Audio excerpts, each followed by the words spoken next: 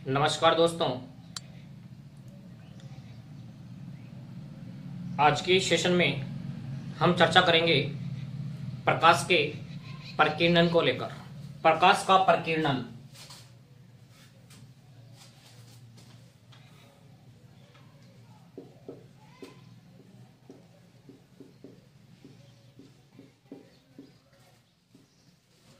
प्रकाश का प्रकीर्णन, scattering of light.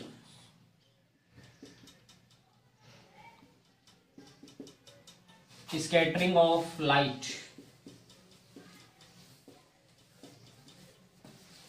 सबसे पहले बात करेंगे दोस्तों कि प्रकीर्णन किसे कहते हैं, प्रकीर्णन कितने प्रकार का होता है और जो प्रकीर्णन है उसकी रियल लाइफ एप्लीकेशन क्या है। तो फर्स्ट ऑफ ऑल हम डिस्कस करेंगे कि प्रकीर्णन किसे कहते हैं। तो प्रकीर्णन का मतलब होता है कि जब प्रकाश का रंग हमने पढ़ा है कि जो प्रकाश का रंग होता है वो श्वेत होता है। तो जब श्वेत प्रकाश वायुमंडल के सूक्ष्म कणों जैसे धूल वगैरह के जो कण है इन पर आपतित होता है तो वो अलग अलग दिशाओं में बिखर जाता है। इसी घटना को बोलते हैं दोस्तों प्रकाश का प्रकीर्णन, स्कैटरिंग ऑफ लाइट। जब प्रकाश वायुमंडल के सूक्ष्म कणों पर आपतित होता है तो वह अलग अलग दिशाओं में फैल जाता है। इसी घटना को हम कहते हैं प्रकाश का प्रकीर्णन। प्रकाश का प्रकीर्णन दोस्तों दो प्रकार से बताया जाता है। प्रकाश का प्रकीर्णन जो है वो दो प्रकार से बताया जाता है। प्रकाश का प्रकीर्णन, इसके दो प्रकार है दोस्तों। पहला है प्रत्यास्थ प्रकीर्णन, पहला है प्रत्यास्थ प्रकीर्णन और दूसरा होता है दोस्तों अप्रत्यास्थ प्रकीर्णन। अप्रत्यास्थ प्रकीर्णन।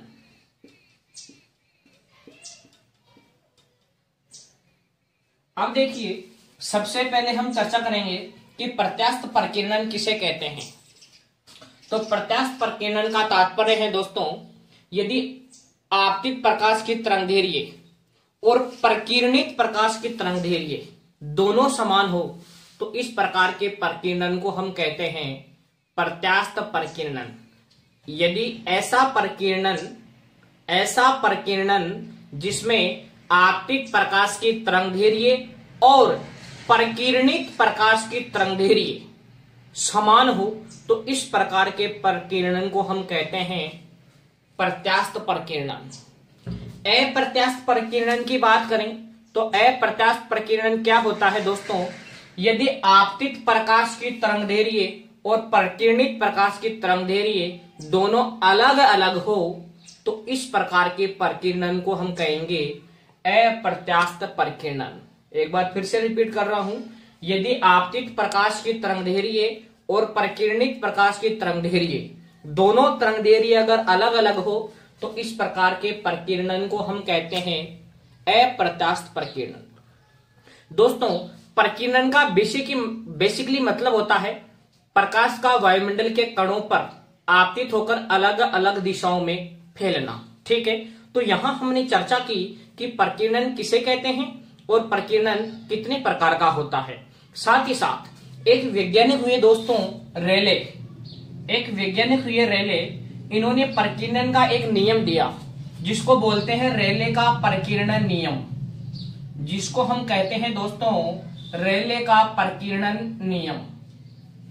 इन्होंने क्या कहा, इन्होंने कहा कि जो प्रकीर्णित प्रकाश की जो तीव्रता है आई वो तरंगदैर्घ्य की चतुर्थ घात के व्युत्क्रमानुपाती होती है।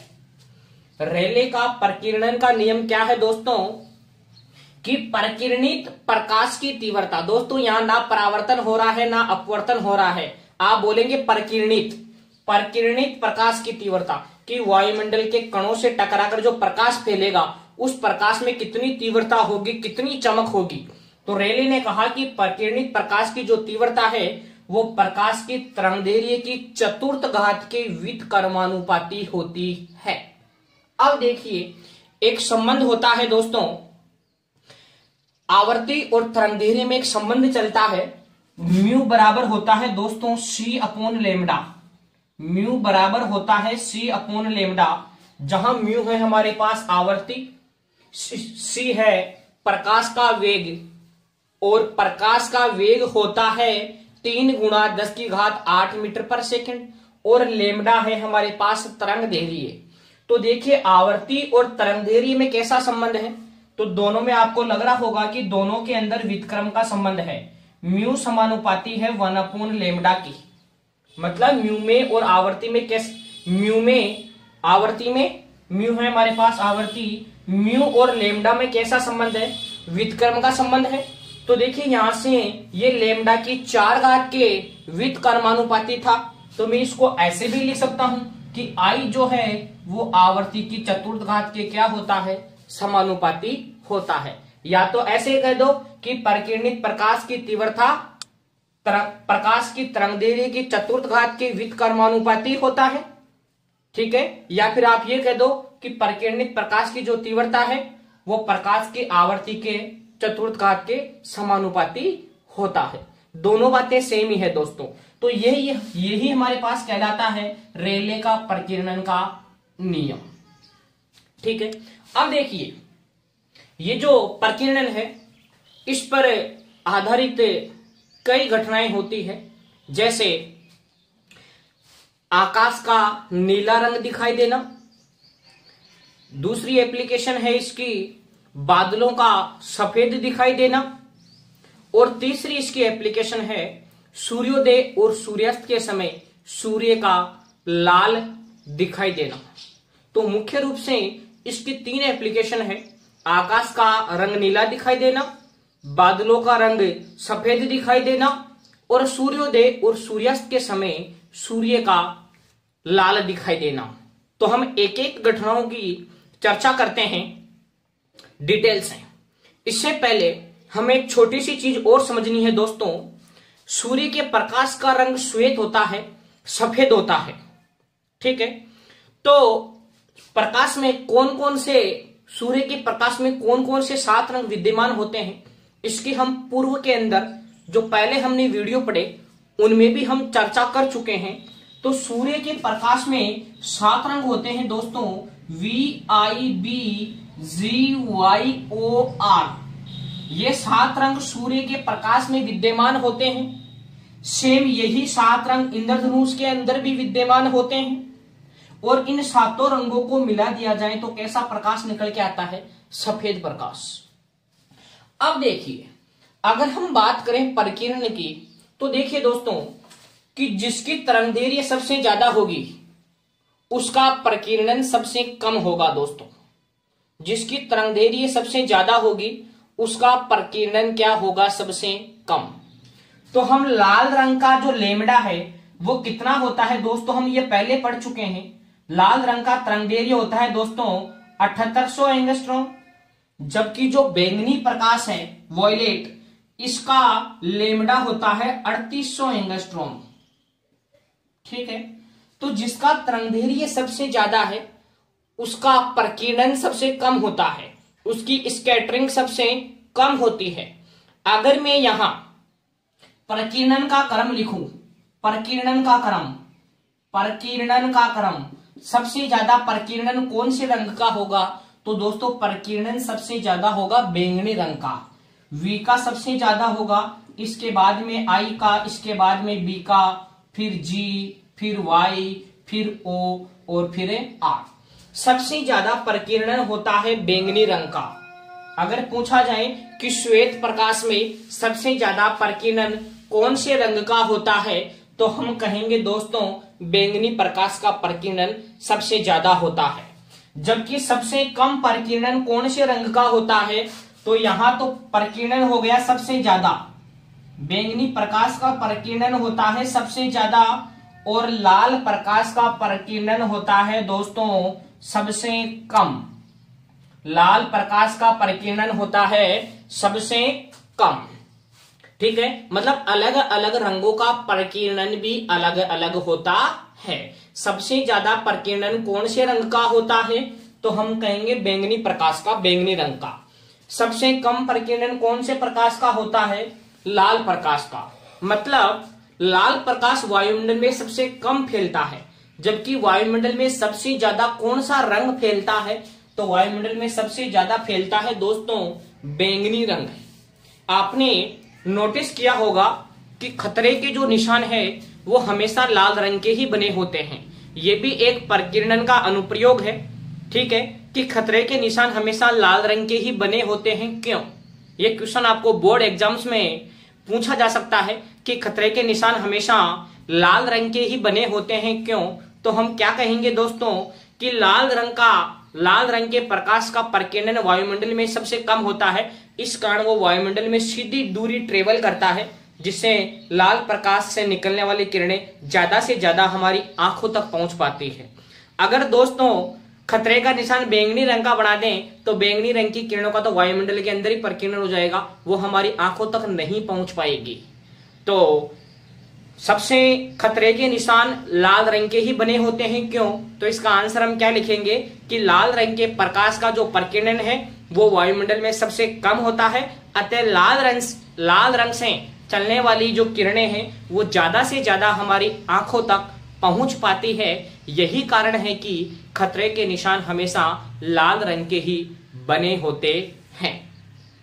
अब हम बात करते हैं दोस्तों प्रकीर्णन की रियल लाइफ एप्लीकेशन को लेकर कि प्रकृति के दैनिक जीवन में क्या क्या उदाहरण है। एक उदाहरण तो मैंने बता दिया कि खतरे के निशान लाल रंग के ही क्यों बने होते हैं, ये भी आपको उदाहरणों के अंदर ही नोट करना है। फिर दूसरा हम बात कर रहे हैं आकाश का नीला रंग किस प्रकार से हमें दिखाई देता है। आकाश का रंग नीला दिखाई देना, इसका रीजन क्या है दोस्तों? हमने जाना कि जो सूर्य का प्रकाश होता है उसमें 7 रंग विद्यमान होते हैं। सबसे ज्यादा प्रकीर्णन होता है बैंगनी रंग का और सबसे कम प्रकीर्णन होता है दोस्तों लाल रंग का, ठीक है। अब देखिए आकाश का रंग नीला दिखाई देने का रीजन क्या है? जो लाल प्रकाश होता है उसका प्रकीर्णन सबसे कम होता है, जबकि बैंगनी प्रकाश का प्रकीर्णन सबसे ज्यादा होता है। बैंगनी प्रकाश का प्रकीर्णन बहुत ज्यादा होता है, इस कारण बैंगनी प्रकाश से चलने वाली किरणें तो हमारी आंखों में पहुंचने से पहले ही वायुमंडल में ही प्रकीर्णित होकर रह जाती है। साथ ही साथ हमारी जो आंखें हैं वो भी नीले प्रकाश के प्रति ज्यादा संवेदनशील होती है। हमारी आंखें नीले प्रकाश के प्रति ज्यादा संवेदनशील होती है।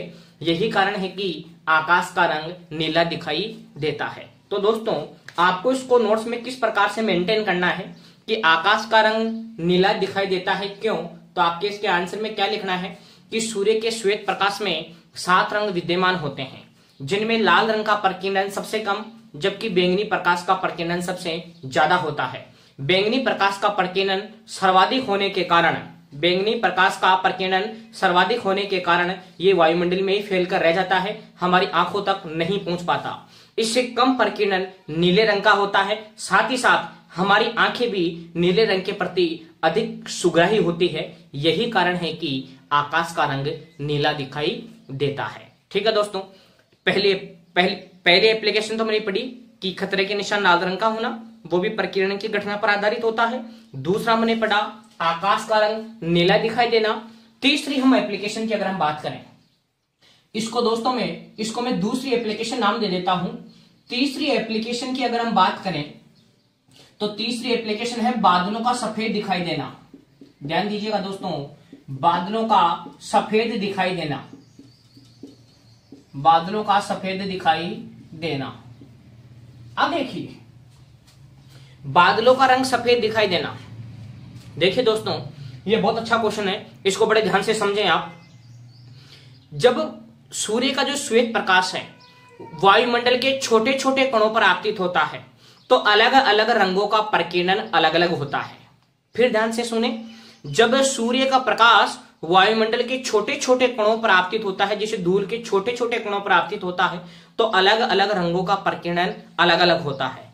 लेकिन यही सूर्य का प्रकाश जब धूल के बड़े कणों या फिर बादलों के अंदर वर्षा की बड़ी बूंदों पर आपतित होता है तो सभी रंगों का प्रकीर्णन एक समान होता है। अब सोचिए दोस्तों, अगर सभी रंगों का प्रकीर्णन एक समान होगा तो हमें वो कैसा दिखाई देगा? सफेद ही दिखाई देगा। ठीक है, तो बादलों का रंग सफेद दिखाई देता है क्यों? तो आप क्या नोट करेंगे कि जब सूर्य का प्रकाश वायुमंडल में धूल के बड़े कणों या बादलों में उपस्थित बरसात की बड़ी बूंदों पर आपतित होता है तो बड़े आकार के कणों के लिए सभी रंगों का प्रकीर्णन एक समान होता है, अतः हमें बादल सफेद दिखाई देते हैं। तीसरी एप्लीकेशन इसकी सूर्योदय और चौथी एप्लीकेशन सूर्योदय और सूर्यास्त के समय, सूर्योदय व सूर्यास्त के समय, सूर्योदय व सूर्यास्त के समय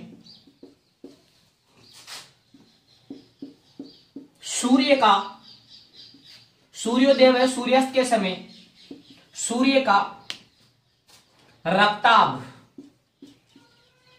रक्ताभ ब्रैकेट में लिख देंगे लाल दिखाई देना, लाल दिखना।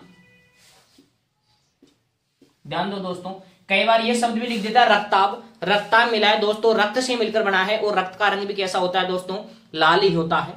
तो सूर्योदय और सूर्यास्त के समय सूर्य का लाल दिखाई देना, यह भी एक प्रकाश के प्रकीर्णन पर आधारित बहुत अच्छी घटना है, जिसकी वजह से हमें सूर्योदय और सूर्यास्त और दोपहर के समय सूर्य का रंग अलग अलग नजर आता है।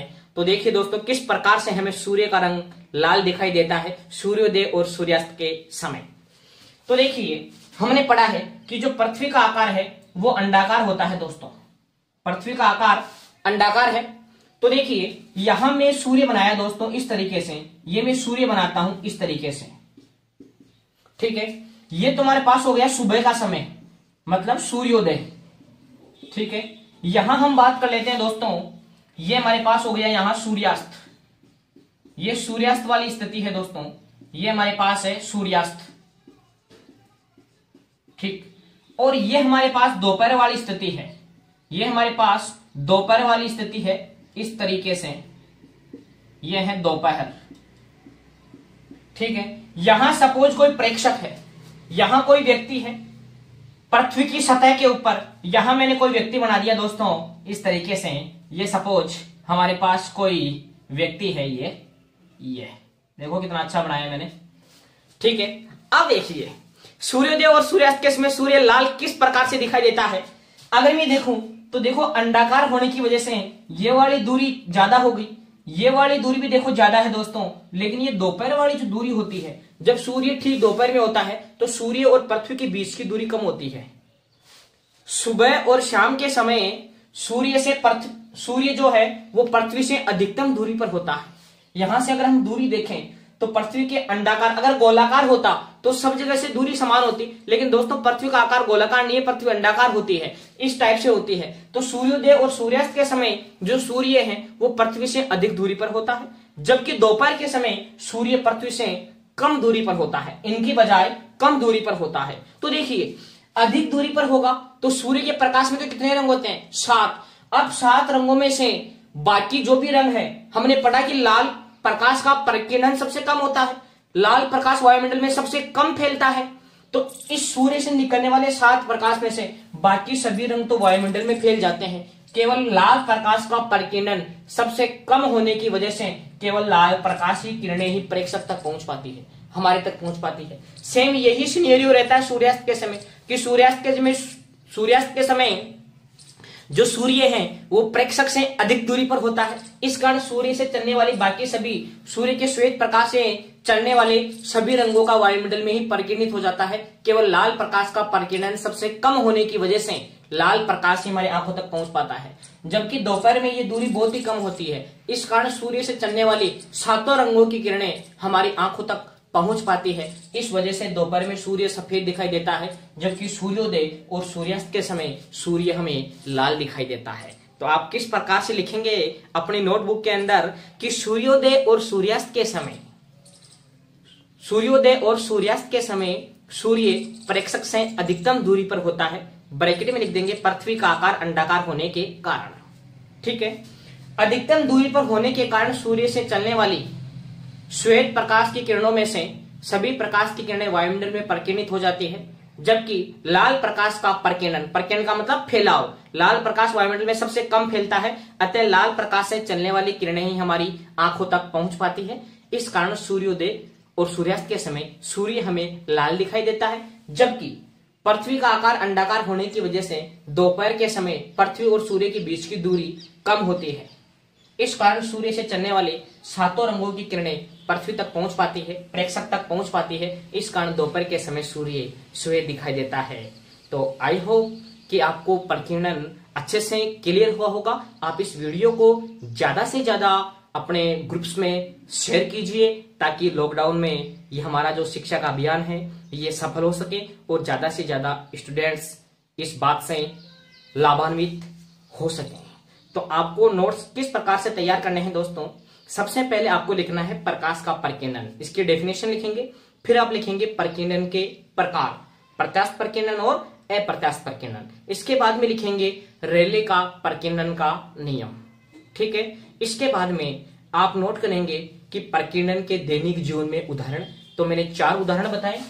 पहला मैंने आपको बताया कि खतरे के निशान लाल रंग के दिखाई देना, दूसरा आकाश का रंग नीला दिखाई देना, तीसरा बादलों का सफेद दिखाई देना, और चौथा सूर्योदय और सूर्यास्त के समय सूर्य का रफ्तार दिखाई देना। Thank you. फिर मिलते हैं एक नए वीडियो के साथ।